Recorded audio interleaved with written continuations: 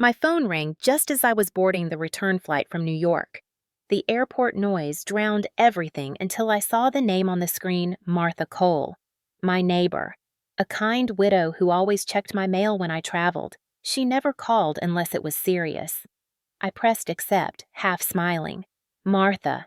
Hey, Isabel, honey. Her voice trembled. There are strangers inside your house. For a second, I couldn't breathe. The line filled with silence and static. What do you mean, strangers? I managed to say. I saw lights movement. A man and a woman with a child. They used your back door. I know your brother Isabel. I swear one of them looks like him. My heartbeat roared in my ears. My brother Liam! That was impossible. He hadn't spoken to me in months. Martha, stay inside. Lock your doors. My voice was shaking now. I'm calling the police. But as I opened my security app, my hands froze. The screen flickered connected, and there they were. My brother Liam, his wife Vanessa, and their 9-year-old son Ethan walking through my living room as if they owned it. Liam's voice carried through the audio feed. Turn on the lights, Van. Wow, she actually made it nice in here. Vanessa laughed softly, a sound that had always made my skin crawl. Must be exhausting keeping up appearances. All that money from the inheritance can't last forever. Inheritance. My blood ran cold. There was no inheritance. Every corner of the room they touched was sacred to me, the house I had bought in secret after 10 years of saving the one thing my family didn't know about. My safe place. Now it was crawling with the same people who had made my childhood a cage. I zoomed in on the camera feed. Liam was opening drawers, flipping through my mail, his hands rough and careless. Vanessa's perfume clouded the air as she walked around touching framed photos, muttering criticisms about my taste. Little Ethan jumped on my sofa, knocking over a vase I'd bought in Florence. The crash made them all laugh. My chest burned with disbelief. How did they get in? I whispered to myself.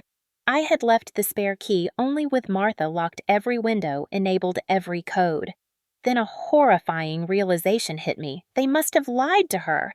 Liam always knew how to twist truth into poison. I watched as he picked up my design sketches from the coffee table, chuckled, and said, Still drawing pretty houses like a little girl. My throat closed. The phrase pulled me backward into years of humiliation. The slap of his voice was louder than the hum of the airport. Vanessa poured wine into one of my crystal glasses, the same set I'd bought to celebrate owning my home. She toasted to him. Here's to family taking care of family. Liam grinned.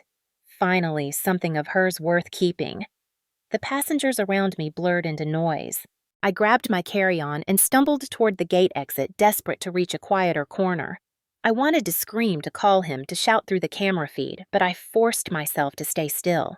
I remembered what my therapist had once said about trauma: never confront the storm while you're still in it. Breathe, assess, act. I replayed Martha's words. He said you might be in trouble. Trouble. That's what Liam had always been. Trouble that looked like protection until it cut you open. I rewatched the feed again. Vanessa was walking down the hallway, camera catching her running a finger over my bedroom door. This must be hers, she said. Liam followed, carrying a crowbar, my crowbar, from the garage. Let's see what she's hiding. My pulse spiked. He raised it and forced my bedroom door open. The sharp crack of wood splintering echoed through the speakers. Vanessa gasped, pretending shock, then smiled. Guess this is ours now. Liam's voice turned dark. No, Van. It's mine. Everything she's ever built was supposed to be mine. I could feel tears sting my eyes, but I didn't blink. I kept watching my body trembling, rage slowly burning through the fear. Every sound, the creak of the floorboards, the shatter of glass. His cruel laughter etched itself into memory. This was no misunderstanding. It was invasion, betrayal, and theft rolled into one. My life on screen desecrated by my own blood. I whispered into the empty air. You made one mistake, Liam. My voice was calm now, deadly calm. Evidence never blinks. When I was 8 years old, my brother Liam shoved me so hard against the hallway wall that the picture frames fell and shattered around me. I remember the way our mother rushed to him first. not me scolding him only because he'd made a mess. I sat there bleeding from a cut on my arm, and she said, "You need to learn not to provoke your brother, Isabel." That was the first time I realized pain could be rewritten as my fault. In our family, Liam's temper was considered passion, his cruelty dismissed as stress, and my silence mistaken for obedience.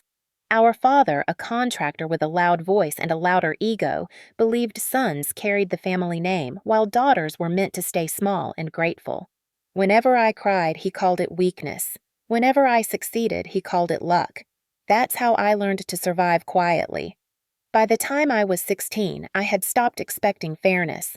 Liam had crashed 2 cars, drained our parents' savings, and still they called him the boy with potential. When I earned a scholarship to study architectural design, they barely showed up for the ceremony.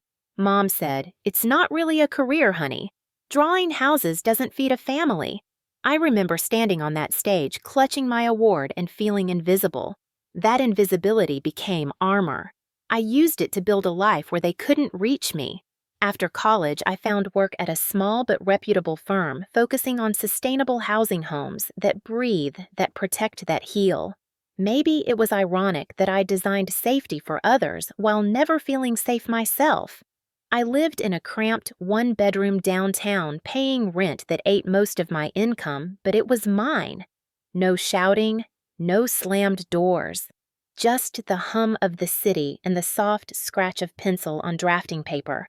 For years, I sent polite texts to my parents on holidays, endured obligatory dinners twice a year, and avoided family gatherings whenever possible. Liam thrived on those events. He'd brag about his job in finance, his investments, his wife's new car. He never missed a chance to remind me how fragile I was, still renting, still single, still chasing art projects. Our mother would laugh like it was harmless sibling teasing.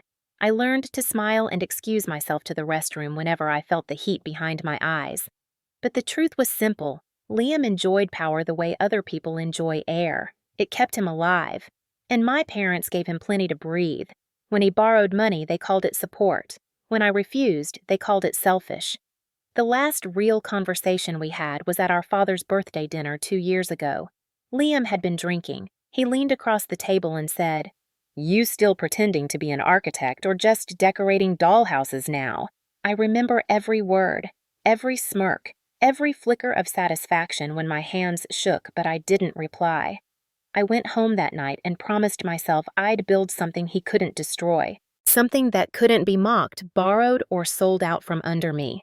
That promise became a house. For 10 years, I saved every bonus, every freelance project payment, every spare dollar. I stopped traveling, stopped eating out, lived small, so one day I could live free. When the Victorian on Hawthorne Street came on the market, a sunlit 4-bedroom with creaking floors and character, I didn't tell anyone. Not my parents. Not Liam. Especially not Liam. I worked with my realtor Emma, quietly keeping every document encrypted, every call private. When the offer was accepted, I sat alone on the floor of my apartment and cried harder than I had in years. It wasn't just a house. It was proof that I existed outside their narrative. I moved in 6 months ago.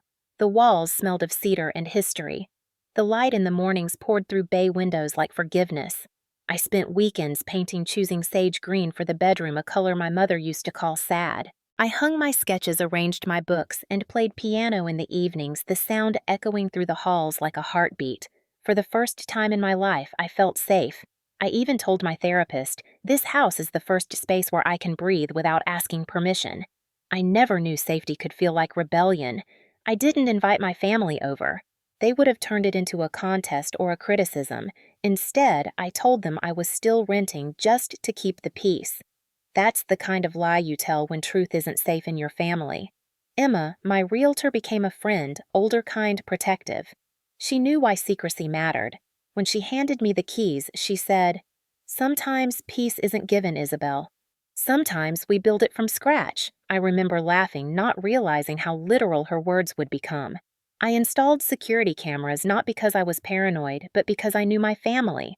I knew Liam's need to control his fascination with whatever I tried to keep private. He'd hacked my email once in college to check on me.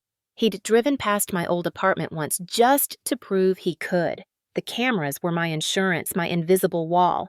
I didn't think I'd ever need them, but the night at the airport proved otherwise. As I sat there watching my brother desecrate my sanctuary, every bruise from childhood seemed to surface again, this time not as pain, but as fuel. For 32 years, I had let them define the story. Now I would write the ending myself. The plane from New York touched down at midnight, but I didn't remember the landing. My mind was replaying every second of that camera feed, the shattered vase. Vanessa's laughter, Liam's voice saying, "It's mine." The words still echoed heavy and cold. When I reached my car, the air outside was damp and sharp, the kind that makes your breath look like smoke. I drove in silence, headlights slicing through the dark highway as I called the police dispatcher for the third time. "Ma'am, officers were dispatched to your address at 8:47 p.m., the voice said. "They cleared the scene, but we recommend you check in person once you're home." Cleared the scene. The phrase made my stomach twist. It meant they'd gone in, seen something, but not enough to arrest anyone. It meant Liam had talked his way out. He always did. I turned off the main road toward Hawthorne Street, the neighborhood asleep under thin fog.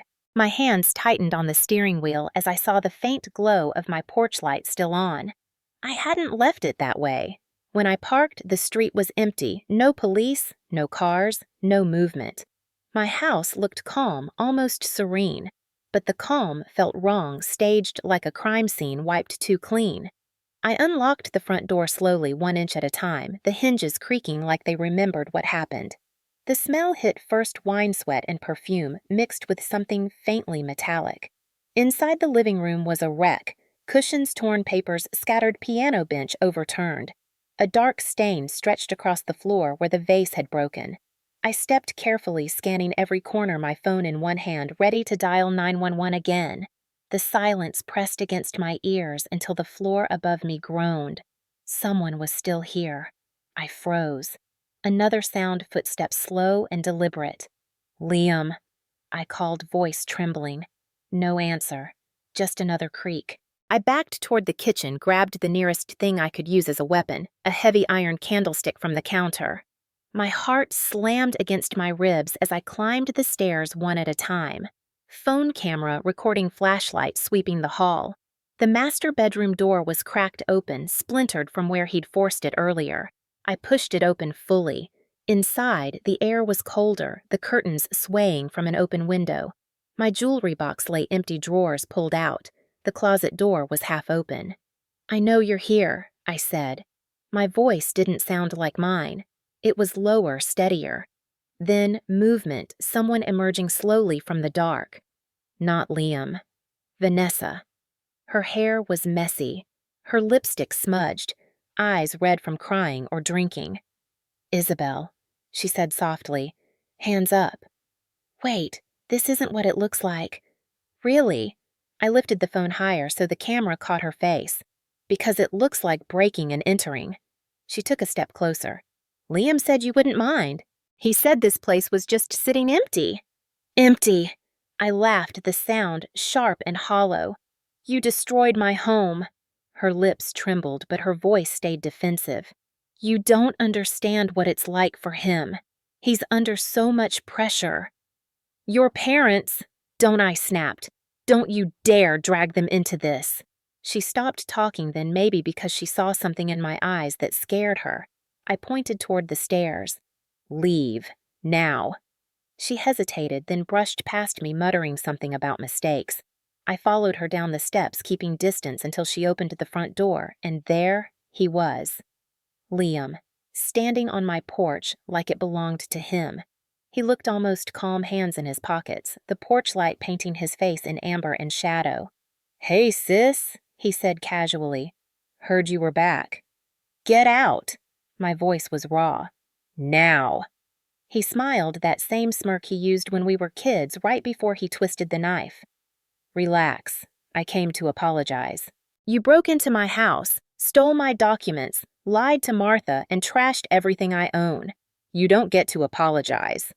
His smile flickered but didn't fade. "You've always been dramatic." He stepped closer. "You think you're better than us now, don't you? The house, the career, the little eco projects?" You mean the life I built while you were draining theirs. I cut in. His jaw tightened. You don't talk to me like that. Or what, you'll hit me again. The words slipped out before I could stop them. For a second, his face changed, the old rage flashing through. Vanessa grabbed his arm, whispering, Liam, stop! But he shoved her off, eyes locked on me. You've been running your mouth since we were kids. Maybe it's time someone taught you. That's enough, a voice shouted from the sidewalk. Martha! She stood at the gate, her robe wrapped tight, phone in hand. Police are already on their way. Liam froze. For the first time, I saw something close to fear in his eyes. He turned toward her, hissed under his breath, then looked back at me. You really called the neighbors on your own family? No, I said quietly. I called the law. Red and blue lights cut through the fog a second later. 2 police cars pulled up their beams, flashing across the front yard. Liam's confidence cracked. He raised his hands, pretending innocence. This is ridiculous. My sister's overreacting.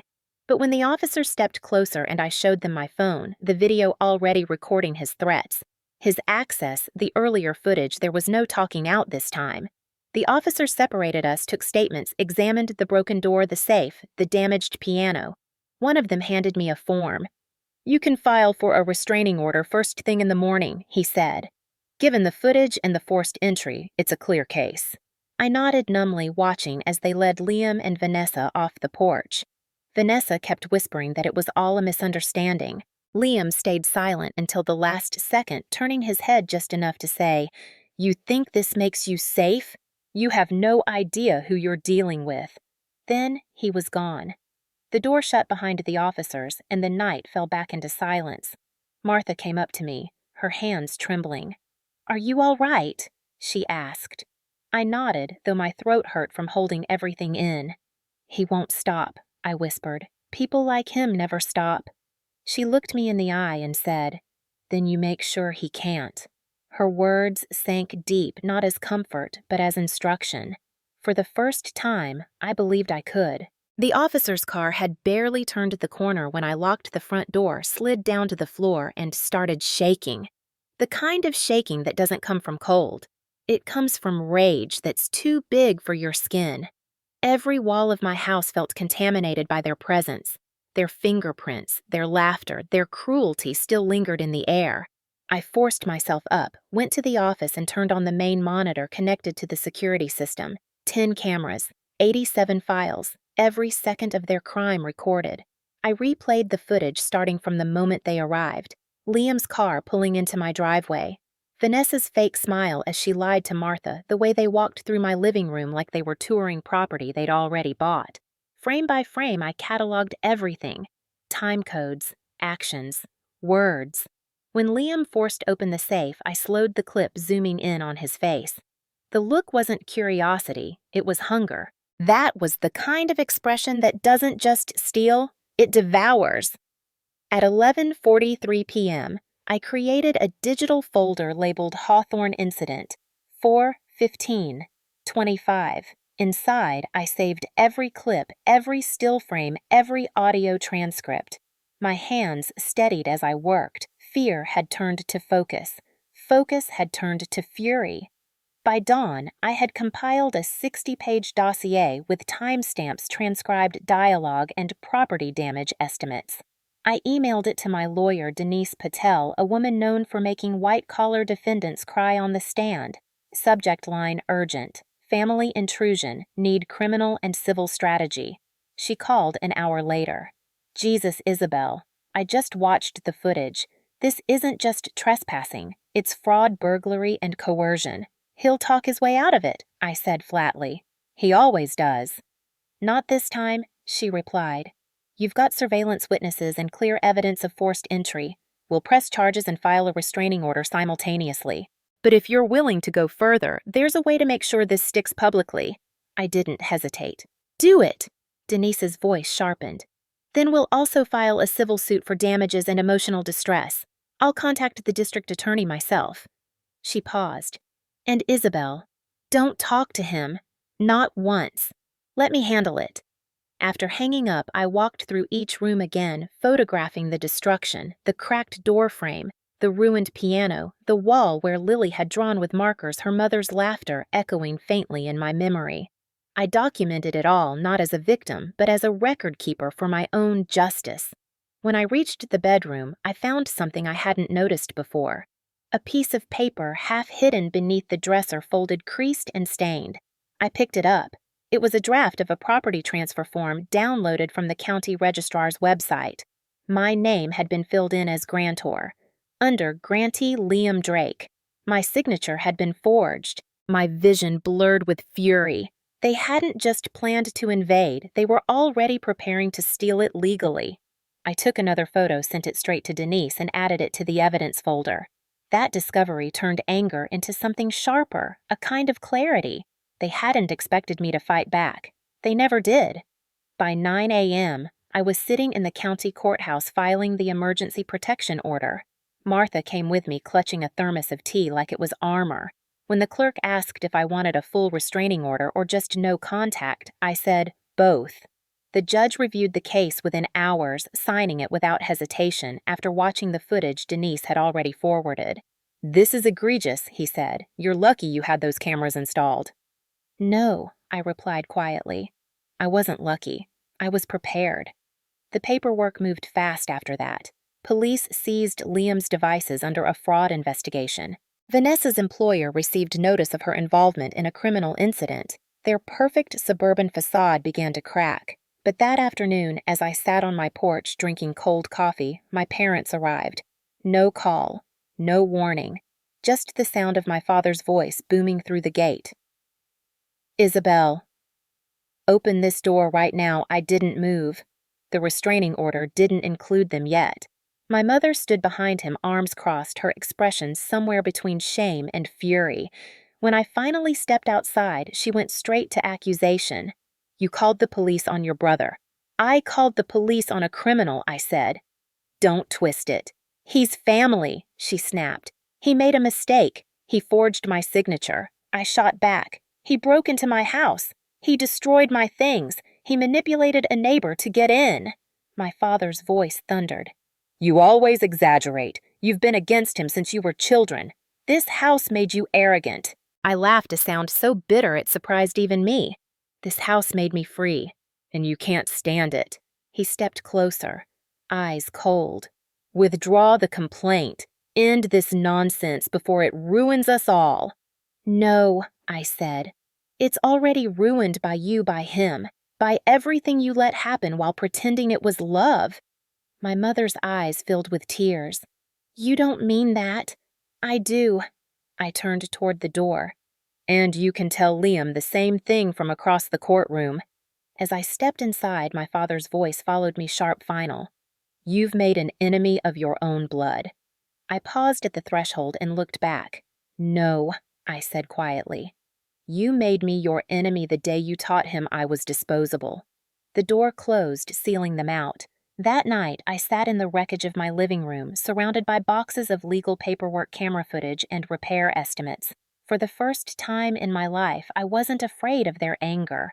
I welcomed it. I'd lived 32 years under their control, and now their fury meant only one thing: power had shifted. When Denise called later with an update, her voice was steady, almost triumphant. "The DA's office just approved charges breaking and entering, fraud, and property destruction. They'll serve him tomorrow." I looked at the house around me, scarred but standing, and whispered, "Good. Let him finally see what real consequences look like." The courthouse smelled of old paper polish and judgment. I sat behind my lawyer Denise, watching Liam swagger into the room as if he were walking into a board meeting. He wore a charcoal suit and a smirk that had survived every warning in his life. Vanessa trailed behind him, her perfect hair concealing a face drained of color. She avoided my gaze. When the bailiff called the case, State of Massachusetts versus Liam Drake, a low hum spread through the gallery.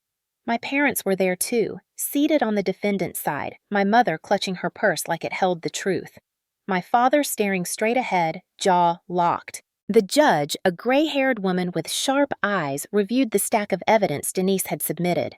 I could see the flicker of disgust cross her face when she reached the transcript of Liam's voice, saying, "Let's see what she's hiding."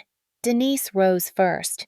"Your Honor, My client, Ms. Isabel Drake, endured years of emotional and physical manipulation by the defendant, culminating in a calculated attempt to seize her property through fraud and intimidation. We are not here over a family dispute. We are here because the law was broken and documented. She gestured to the screen where the footage began to play. Liam's smirk faltered. The video filled the courtroom, him forcing the safe open, Vanessa cheering the children's laughter over destruction. The room went dead silent except for the sound of wood cracking and Vanessa saying, "Guess this is ours now." When it ended, Denise spoke again. My client did not raise her voice. She raised evidence. She didn't retaliate. She recorded. The only reason we are in this courtroom is because she refused to be silent any longer. The judge leaned back, eyes fixed on Liam. "Mr. Drake, would you like to explain why you broke into your sister's home, fabricated legal documents, and attempted to misrepresent ownership?" Liam stood slowly, his voice oiled with charm. "Your Honor, this is all a misunderstanding. I was concerned about my sister's well-being. We believed she'd been hurt out of town. My wife and I went to retrieve her papers, and the key we thought we had permission." Denise didn't even flinch. "You thought you had permission to crack a safe with a crowbar?" He blinked. It jammed accidentally. The judge raised a hand. "Mr. Drake, I've seen many forms of arrogance in this room. Yours, however, borders on insult. Sit down." The bailiff's boots thudded once on the floor. Liam sat color draining from his cheeks. When the judge called me to the stand, my legs shook, but my voice didn't. Denise's questioning was calm, deliberate. "Ms. Drake, can you describe what you saw on the camera feed that night?" I recounted everything the call from Martha the moment I saw my brother's face. The laughter, the sound of the safe breaking open. My throat burned as I said, "He looked like someone enjoying himself." "And how did you feel?" Denise asked. "I felt invaded," I said softly. "Not just my house, my entire life. He's been breaking into it for years just without doors." A murmur rippled through the courtroom. Then the defense attorney stood, an older man with expensive glasses. "Ms. Drake, is it possible that you overreacted, that you misinterpreted concern for intrusion?" "Concern doesn't require a crowbar," I replied. The room chuckled, but my voice stayed steady. "Concern doesn't involve forging signatures, and concern doesn't pour wine over someone else's countertop while calling them a liar." The attorney's mouth twitched. He sat down. When testimony ended, the judge requested a recess before sentencing. I stepped into the hallway, my heart still hammering. That's when I heard my father's voice behind me. "Isabel." I turned. He looked smaller than I remembered. "You've humiliated this family," he said quietly. "I didn't," I replied. "Liam did. I just stopped pretending it was normal." Mom's eyes were glassy. "He's your brother. You're really going to send him to prison." "He sent himself there," I said. "I'm just showing the footage." Liam emerged moments later, flanked by Vanessa and his lawyer. He smirked when he saw me. "You think this will make them love you more? You'll always be the disappointment." I met his gaze calmly. "No, Liam. I'll be the survivor." Before he could respond, the bailiff called everyone back inside. The judge re-entered, papers in hand. "Mr. Drake?" She began, "Your crimes are deliberate, your behavior malicious, and your remorse non-existent. This court sentences you to 6 years in state prison for burglary, 3 for fraud to be served concurrently. Restitution for property damages and emotional distress is awarded to Ms. Drake in full." The sound that came out of my mother was halfway between a sob and a gasp. My father went rigid. Liam turned to me one last time, fury flashing across his face. "You'll regret this," he hissed. I stood slowly. "No," I said. "You will." The bailiff's hand landed on his shoulder. The cuffs clicked. The echo of metal was the cleanest sound I'd ever heard. When it was over, Denise walked me outside into the cool air. "You did it," she said. "You didn't just win, you exposed him." I looked up at the courthouse, the morning sun cutting through gray clouds. "I didn't want revenge," I said quietly. "I wanted peace, but sometimes peace has a price." She nodded. "And you made him pay it." Behind us, the doors opened. My parents exited, their faces carved with disbelief. For a moment, I thought my mother might speak. Instead, she turned away, gripping my father's arm, and they walked down the steps without looking back. It should have hurt. It didn't. I stood there a long time, feeling the weight that had lived in my chest for decades finally lift. The courthouse steps felt solid beneath me, the same way my house had felt before he violated it. I realized then that justice doesn't erase pain, it replaces silence. Denise handed me a copy of the judgment paperwork. "Keep it," she said, "a reminder that evidence never blinks." I smiled faintly, the words sounding like closure. That night I went home, cleaned the house until my hands ached, and opened every window. The wind carried out the smell of fear. I sat by the piano, its repaired keys shining under the lamp, and played for the first time since that night. The melody trembled, then steadied. For the first time, the house sounded alive again. And though part of me still trembled, I knew one thing with absolute certainty: I had reclaimed not just my home, but my voice. The days after Liam's sentencing were strangely quiet, like the house itself was exhaling for the first time. I'd wake up early, sit by the bay window with my coffee, and watch sunlight crawl up the old oak outside. The silence wasn't empty anymore, it was earned. But the world outside my walls was loud. The story had hit the local news by the second evening. Sister exposes brother's fraud through home security footage. My inbox filled with messages from reporters, advocacy groups, even strangers who saw themselves in my story. Some called me brave. Others said I'd destroyed my family for revenge. I didn't answer any of them. I wasn't interested in being a symbol. I just wanted to rebuild. Still, consequences rippled outward like cracks in glass. Vanessa filed for divorce a week after sentencing. I heard through Denise that her lawyer blamed irreconcilable humiliation. My parents refused to speak to me, but they couldn't escape the whispers. At church, neighbors murmured about the Drakes' fall from grace. For the first time, Liam's charm didn't protect them. It exposed them. People finally saw what I'd lived through: a family addicted to image, incapable of truth. I returned to work at the architecture firm, expecting whispers there too, but my colleagues surprised me. James, my project director, met me at the entrance with a firm handshake. "You handled yourself better than most of us would have," he said. "We've got an urban renewal project breaking ground next month. I want you leading the design." For a moment, I didn't know how to respond. My instincts had trained me to expect envy, not respect. "Are you sure?" I asked. "After all that noise." He smiled faintly. "You turned noise into evidence. That's what leaders do." That night, as I reviewed blueprints at my dining table, I realized how foreign the feeling of being trusted was. For years, I had chased their approval, my parents', my brother's, only to find it was a moving target. Now, with no one left to impress, I finally had room to grow. A month later, Martha invited me over for tea. Her kitchen smelled like cinnamon and old books. "You know," she said, stirring sugar into her cup, "you remind me of someone from my teaching days." Brilliant girl, but she always thought surviving meant staying quiet. Took her decades to learn that peace isn't polite, it's protective. I smiled. "I think I used to be her." Martha leaned forward. "What will you do with that house now that it's truly yours?" I looked out her window across to mine.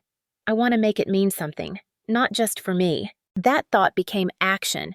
With Denise's help, I filed a petition to start a nonprofit called Blueprint Haven, a transitional housing initiative for women leaving abusive or controlling family situations. The house on Hawthorne Street became its first registered safe location. The irony wasn't lost on me. The same walls once invaded by betrayal would now shelter others seeking freedom. The launch took months of planning, permits, and partnerships. My firm agreed to sponsor architectural support for new builds, and Emma, my realtor friend, helped identify potential properties. The work was exhausting but healing. Every paint stroke, every permit signed, felt like stitching over old wounds. Yet healing wasn't linear. Some nights the past still crawled out of corners. The sound of breaking wood replayed in my dreams, and I'd jolt awake, heart pounding. Therapy helped. My therapist, Dr. Lewis, said something that stuck with me. Trauma doesn't disappear when justice arrives, it just changes shape. What you do next decides if it keeps living in your house or moves out. So I gave it purpose. 6 months after Liam's sentencing, I received a letter. No return address, just my name written in familiar slanted handwriting. I knew before opening it. Inside, a single page: "Isabel, you won. Hope it feels worth it. I lost everything: my job, my family, my son. You've always been good at destroying things quietly. Don't think prison will break me. It'll just make me smarter. See you when I'm out." There was no signature, but it didn't need one. I took the letter straight to Denise. She filed it with the DA's office, citing it as a violation of the no-contact order. A prison official called later that week to confirm Liam's privileges had been revoked. Hearing that brought me no joy, only confirmation of what I already knew. Monsters don't change just because bars surround them. But they do lose reach. That was enough. The following spring, the first Blueprint Haven home opened 3 towns over a restored farmhouse donated by a retired teacher. We held a small ceremony with community members, local press, and women who'd volunteered to share their stories. When I cut the ribbon, I felt something shift inside me like a knot finally loosening. After the crowd dispersed, Martha hugged me and whispered, "You turned your prison into someone else's escape." Back home that night, I walked through each room slowly. The walls no longer felt like witnesses to violence, but partners in healing. The piano gleamed after its final repair. The sage-green bedroom glowed under the soft light. I sat at the window seat, the one that had started it all, and looked out at the Japanese maple in bloom. Its leaves were new, tender, reaching toward the sky. For the first time, I understood what rebuilding meant. It wasn't about forgetting or forgiving. It was about reclaiming the narrative, rewriting it in your own hand so the ending belonged to you. When I lay down to sleep, I whispered a small truth I hadn't been able to before. I am not afraid of silence anymore. Outside, the neighborhood was still. Somewhere down the street, a dog barked once and quieted. The camera lights on my porch blinked softly, keeping watch not because I feared invasion, but because they'd become a symbol of vigilance, proof that evidence never blinks, but healing doesn't either. Tomorrow, there would be new clients, new designs, new women to help. The story of Liam Drake would fade into court archives, and the story of Isabel Drake would stand where it belonged, not in the shadows of a family name, but in the foundation of a life built by choice, brick by brick, truth by truth. And if the world ever asked what justice looked like, I'd point to my house, my hands, and the quiet that finally felt like peace. The following year arrived like a tide turning. I was no longer counting the days since the trial, but measuring them by the work that followed the homes designed. The women helped the nights I finally slept without dread. But some ghosts don't vanish. They wait for quieter hours to remind you they're not done. It was late October, rain hammering softly against the windows, when the phone rang again. It was Denise. "You might want to sit down," she said. My stomach clenched instantly. Liam's lawyer filed a motion for sentence reduction. Claims he's rehabilitated and has family hardship. Family hardship. The words were bile. "He's manipulating again," I said flatly. "Yes," Denise agreed. "But we can contest it. You have the right to submit a victim impact statement. I suggest you do." When the hearing date arrived, I drove back to that same courthouse, the one where I'd last watched my brother in handcuffs. The building hadn't changed, the same marble echo, the same scent of varnish, but I had. I no longer felt small under its ceilings. I walked in with measured steps evidence folder in one hand, resolve in the other. Liam looked different when the guards brought him in, thinner, pale, but still wearing that familiar arrogance like armor. His lawyer spoke first, painting him as a changed man, a father missing his son, a brother seeking forgiveness. I'd heard that voice before. Different mouths, same manipulation. When the judge turned to me asking if I wished to speak, I stood. My statement was already printed, but I didn't read it. I looked directly at Liam instead. "Your Honor," I began, "for 32 years, my brother used kindness as camouflage. He called control care. He called cruelty concern. And when I finally created something that was mine, he called theft family." Liam's eyes flickered, but I didn't stop. "This isn't about forgiveness," I continued. "It's about recognition. You can't heal what you refuse to name. My brother doesn't regret what he did. He regrets being caught. And if you let him walk free now, he'll wear this courtroom like another trophy." The judge's pen paused mid-note. Silence spread like frost. I took a slow breath. I built my house to be a home. He turned it into a battlefield, and though I've rebuilt every wall, the cracks are still there. They remind me that evil doesn't always break down doors, it asks for a spare key. When I finished, even the court reporter stopped typing for a moment. The judge looked at me, really looked, and nodded once. Her verdict was brief, motion denied. Sentence remains in full. Liam's mask slipped just long enough for me to see the fury underneath. But this time, I didn't flinch. As he was led away, he mouthed something I couldn't quite hear. Maybe a threat, maybe just denial. It didn't matter. Afterward, I sat on the courthouse steps, rain beginning to ease into mist. Martha joined me there, umbrella in hand. "You look lighter," she said gently. "I think I finally am," I replied. "It's strange. Justice isn't loud, it's quiet. It just stays." She smiled. "So does peace if you let it." That evening, I drove back to Hawthorne Street. The Japanese maple outside had turned a deep crimson, leaves falling like soft embers against the wet pavement. Inside, the air smelled of cedar and tea. On the mantel above the piano sat a photo from the first Blueprint Haven opening, 6 women smiling keys in their hands. Survivors. Builders.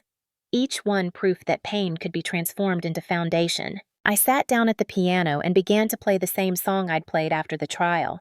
This time it sounded different, not trembling, not hesitant, full, whole. Halfway through, there was a knock at the door. I hesitated, then opened it. It was my father. He looked older. Shoulders slumped, eyes wet. For a moment, neither of us spoke. Then he said quietly, "Your mother passed away last week." The world seemed to tilt. I hadn't seen her in nearly a year, and even through all the anger, the word passed hit like a physical blow. "I thought you should know," he said. She wanted you to have this." He handed me a small envelope. Inside was a single piece of stationery, my mother's handwriting, looping and precise. "Isabel, I don't know if saying sorry means anything now. I see it all too late. We let him believe you were less because it was easier than facing what he was. You were never the problem. You were the truth." The ink smudged where a tear had fallen before it dried. I folded the letter carefully, feeling something shift inside me, not forgiveness, not reconciliation, but release, the kind that comes when the wound finally stops bleeding. My father lingered on the porch, looking at the house he'd once said made me arrogant. "You built something beautiful," he murmured. "I built something honest," I corrected. He nodded, once eyes glassy. "Take care of yourself, Isabel."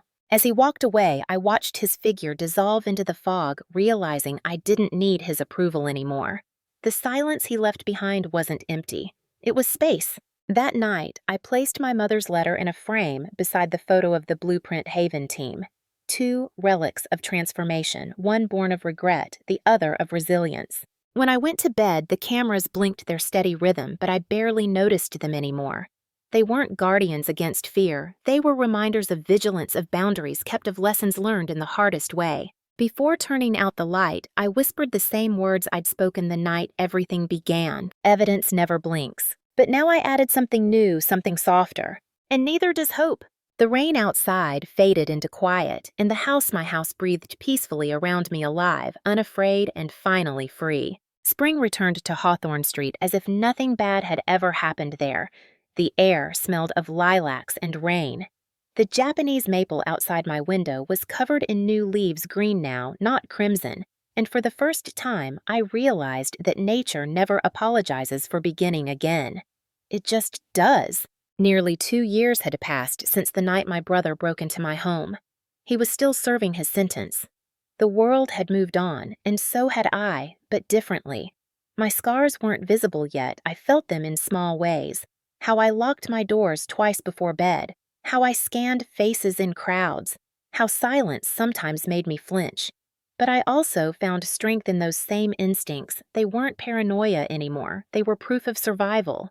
Blueprint Haven had grown beyond anything I imagined. What began as one house had become 5.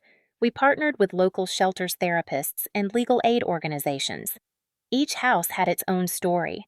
Women leaving controlling marriages, adult children escaping manipulative parents, survivors of financial or emotional abuse, finally finding ground to stand on. Every time I handed someone a set of keys, I remembered the night I'd almost lost mine. At one of our events, a young woman approached me after my speech. Her name was Elena, and her voice shook when she said, "I left my family 3 months ago." Your story made me believe I could. I hugged her and whispered, "You already did." Moments like that made everything, the courtrooms, the sleepless nights, the memories, feel like stepping stones rather than scars. But peace, I'd learned, isn't a destination. It's maintenance. One afternoon, as I reviewed construction plans for our newest property, I received a letter from the state correctional facility. My breath hitched at the return address. It wasn't Liam's handwriting, it was from the prison chaplain. I opened it carefully. The letter was brief. Mr. Drake has been enrolled in a counseling program. He requested that we forward an item belonging to you if you consent to receive it. My hands trembled. I almost threw it away. Almost. But curiosity, the same quiet force that had kept me watching those cameras that first night, made me check the box consent given. 3 weeks later, a small package arrived. Inside was a sketchbook. My sketchbook. The one I thought had been destroyed when he trashed my office. I flipped it open cautiously. Some pages were torn, others stained, but one drawing stopped me cold. A rough pencil sketch of the house on Hawthorne Street drawn from memory. Underneath, in uneven handwriting, were 4 words. You built it right. I didn't know if he meant the house, the life, or something else entirely. For a long moment, I stood there frozen between fury and forgiveness. Then I closed the book, placed it on the shelf among my architecture journals, and walked away. It wasn't closure, but it was acknowledgement. That was enough. Later that summer, the town council invited me to speak at a civic forum about community safety and resilience. I almost declined. I wasn't a politician or an activist, but Martha insisted. You have something people listen to, she said. Not just because of what happened, but because of what you did after. The auditorium was packed that evening. I stood under the stage lights, the murmur of the audience fading as I began. 2 years ago, I said my house was invaded by people who shared my blood. I used to think family meant safety, that keeping secrets meant peace. I was wrong. Silence only protects the wrong people. I paused, scanning faces, some curious, some tearful, all listening. But I also learned something else. Justice isn't revenge. It's restoration. It's reclaiming what was stolen, not the house, not even the name, but the sense of self that was buried under fear. When I finished, the room stood in quiet applause. It wasn't thunderous, it was steady, heartfelt.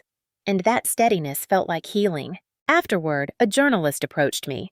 If you could say one thing to women still trapped in toxic families, she asked, what would it be? I thought for a long moment, then said, don't wait for them to love you the right way. Build the life that will. That quote ended up in the article headline the next morning. I didn't care about the attention, but I cared about the message it reached people who needed to hear it. That fall, Blueprint Haven hosted its first annual gala.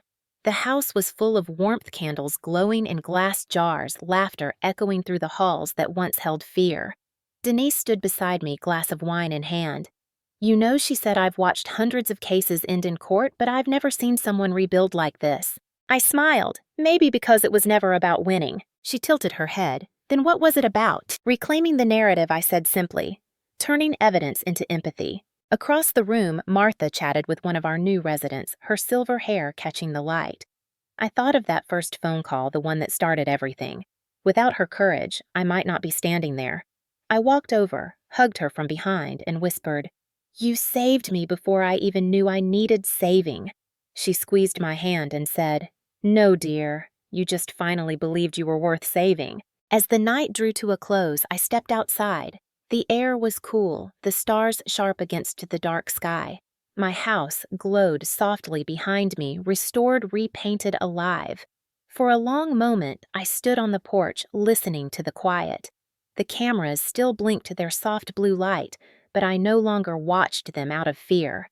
They were part of my story now, a story about vigilance, yes, but also rebirth. I picked up my phone, opened the camera app, and recorded a short clip for our organization's social media.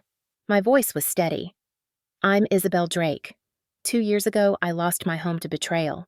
Today, I open homes for others.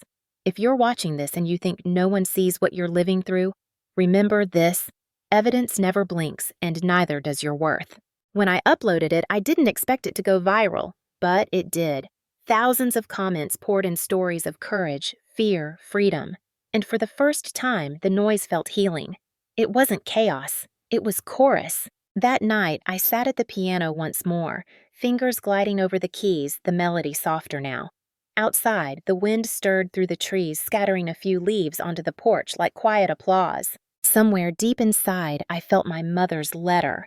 Liam's sketch and Martha's voice merge into one truth. We can't choose the family we're born into, but we can build the one that saves us. And as the final note lingered in the air, I whispered to the empty room, not a prayer, not a plea, but a promise. I'm home. 3 years later, this morning sun fell across the porch like liquid gold. I was reviewing renovation plans for Blueprint Haven's 7th property when Denise's name flashed on my phone. Her voice was calm, but I could tell immediately something was wrong. Isabel, she said carefully, you should know before you see it online. Liam's been released early. Good behavior and overcrowding. For a moment, the air seemed to thin. The past rose like static in my ears when, yesterday, he's under supervision. The restraining order remains active, but I thought you deserved to hear it from me. I thanked her, ended the call, and stared out the window. Outside, my maple tree shimmered in green light leaves, whispering against the glass. I should have felt safe. This was my fortress now. But fear isn't logical. It's memory in motion. I closed the laptop and sat back, breathing slow, deliberate breaths. He couldn't hurt me anymore. Legally, emotionally, physically, he couldn't. Yet I knew him well enough to know that silence didn't mean peace. It meant plotting. By evening, I received confirmation. A news alert popped up on my phone. Former financial consultant Liam Drake, released from state prison, expresses intent to start fresh. The photo attached showed him outside the courthouse smiling faintly at reporters, the same courthouse where I'd watched the judge hand him his sentence. The next morning, an envelope appeared in my mailbox. No return address, but the handwriting was unmistakable his. My stomach dropped. I opened it slowly, heart pounding. Inside, a single Polaroid photo of my house, taken recently. In the corner, scrawled in black ink, were the words, "Nice upgrades." I felt the old heat rise the shaking hands, the air thickening. Then just as quickly, something shifted. I wasn't the woman from before. I wasn't trapped anymore. This time I knew exactly what to do. I took the photo straight to the police, filed a report for violation of the restraining order, and forwarded it to Denise. Within hours, an officer visited my home, confirming extra patrols would pass by nightly. You did the right thing, he said. I nodded, but inside I wasn't just thinking about protection. I was thinking about control, how to take it back completely, once and for all. That night, I went to the security room and rewired the camera feeds, linking them to both local police and my personal cloud. Evidence never blinks, I whispered, flipping the final switch. 3 weeks passed. No more letters, no sightings, no sign of Liam. I began to believe maybe he'd learned his lesson until one afternoon, while overseeing renovations at our new Blueprint Haven site, my phone buzzed with a motion alert. Living room camera. Movement detected. My blood turned cold. I opened the feed. There he was, Liam, standing in my house again. But this time he wasn't alone. 2 men flanked him, burly, unfamiliar. They were tearing through drawers, scanning walls, whispering. Liam's voice came through clear. She's hiding something. She's always hiding something. He wasn't looking for valuables. He was looking for power, for control, for proof he could still invade. I hit record, then called 911. My voice was steady this time. My house is being broken into. I have live footage. Intruders are known offenders, one on parole. The dispatcher kept me on the line while units responded. Within 10 minutes, the feed showed flashing lights. Officers entered through the front door, guns drawn. Liam froze mid-sentence. His face twisted when he realized the cameras were streaming directly to the police servers. He tried to speak to Charm to explain, but this time there was no narrative left to twist. The officers cuffed him on camera, the 2 men alongside him. The footage streamed in real time. I watched unblinking until the screen went still. That night, the police confirmed he'd be charged again. Violation of parole, trespassing, attempted burglary, conspiracy. The prosecutor moved swiftly. The footage was irrefutable. Days later at the hearing, the courtroom felt smaller than before. The judge looked exhausted, almost weary of seeing the same man again. "Mr. Drake, she said it seems you've mistaken mercy for permission. This court will not." His sentence was reinstated, 8 more years, no parole this time. When they led him away, he didn't look back. Outside the courthouse, reporters swarmed, asking for statements. I spoke clearly, not for spectacle, but for record. You can rebuild a house. You can't rebuild trust, but you can build boundaries, and they save lives. The quote ran the next day across half a dozen news outlets. Blueprint Haven's support line nearly doubled its calls overnight. Denise texted me later. You turned his final act into a public warning. You made it matter. Weeks passed and the noise faded again. The court's outcome brought relief, but also something quieter closure. The kind that doesn't announce itself but simply lets you breathe without checking shadows. That winter, I expanded Blueprint Haven's mission. We introduced an initiative for family accountability education teaching communities how to recognize manipulation, coercion, and financial abuse before they escalate. The program's tagline came from my story, Evidence Never Blinks. On the first anniversary of the new program, we held a community night at my house. The same house that had once been broken, invaded, reclaimed. The living room glowed with soft light and laughter. Martha sat by the window seat chatting with volunteers. Denise stood near the piano, glass of cider in hand, beaming. When I stepped forward to speak, the room fell silent. This house once stood as proof of fear, I said. Now it stands as proof that truth survives, no matter who tries to rewrite it. Applause filled the room, not loud, but warm, like the sound of closure itself. Later that night, after everyone left, I sat alone at the piano again. Outside, snow had begun to fall. My reflection looked back from the glass, stronger, steadier, older. I whispered to her, "We made it."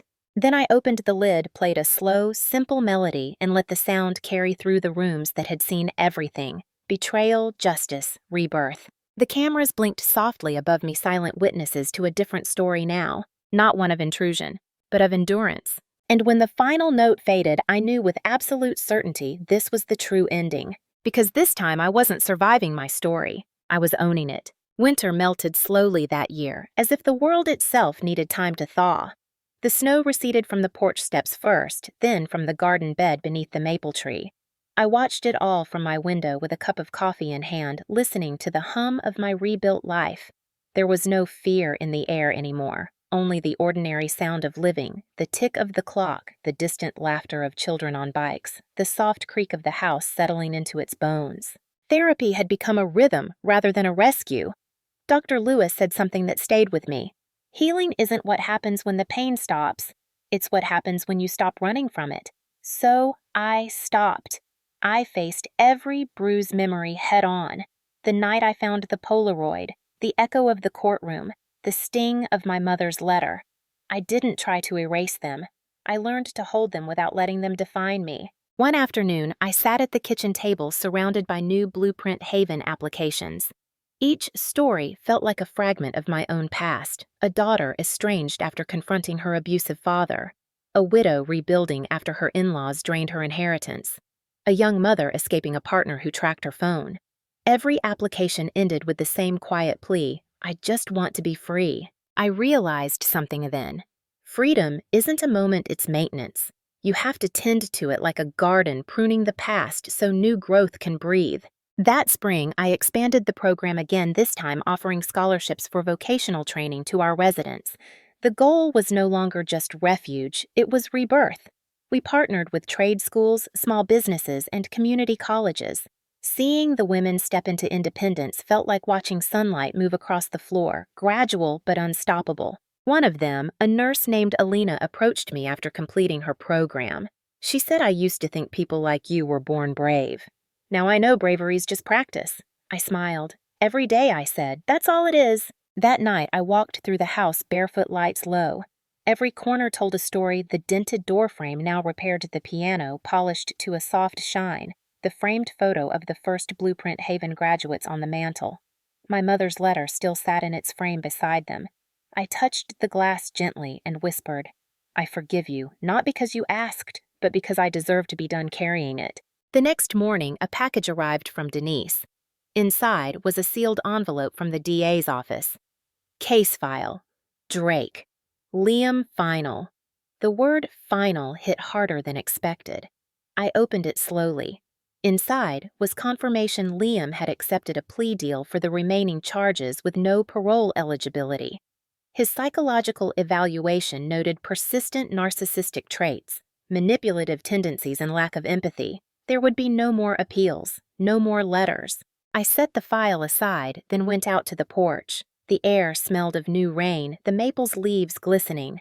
For the first time, I didn't think of him as my brother, just as a man who'd lost everything to his own rot, and I finally was no longer the victim of that story. That weekend, we held a small garden ceremony for the women who had completed the Blueprint Haven program.